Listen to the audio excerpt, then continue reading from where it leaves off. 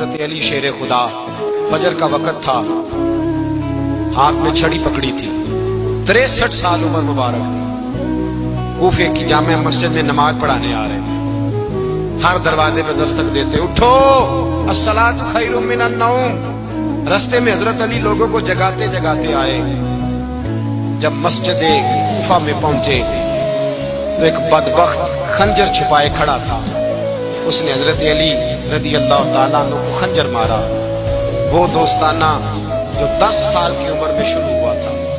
جب شیر خدا کو خنجر لگا تو پتہ لفظ کیا تھے؟ فزت برب الکعبہ، لوگوں رب کعبہ کی قسم میں کامیاب ہو گیا، میری زندگی دین کے کام آ، میں کامیاب ہو گیا۔ حضرت علی کی داڑھی ساری لہو سے بھر گئی۔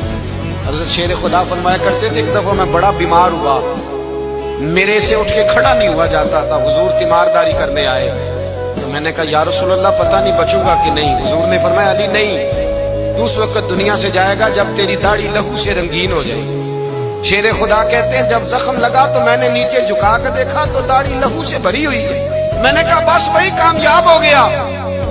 جامع مسجد کوفہ میں مولا علی نے سر سجدے میں رکھا، اور اسلام کی تاریخ کا وہ شخص جس شخص نے اپنی بچپن سے لے کر جوانی، جوانی سے لے کر بڑھاپا، اور جاتے جاتے امام حسن اور حسین کو قریب بلایا اور وصیت کر گئے، بیٹا جینا اسی کا ہے جو دین کے لیے جیے، بیٹا مرنا اسی کا ہے جو دین کے لیے مرے، جس دھج سے کوئی مقتل میں گیا وہ شان سلامت رہتی ہے، یہ جان تو آنی جانی ہے، اس جان کی کوئی بات نہیں۔ حضرت شیر خدا کرم اللہ تعالی وجہ الکریم خاتم الخلفاء تھے، ان پر خلافت اسلامیہ ختم ہوئی۔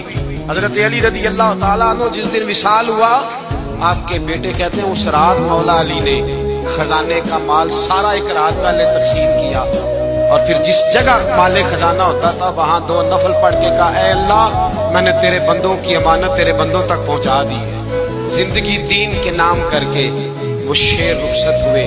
21 رمضان المبارک کی شام ڈھلی تو حضرت علی المرتضیٰ شیر خدا رخصت ہوئے۔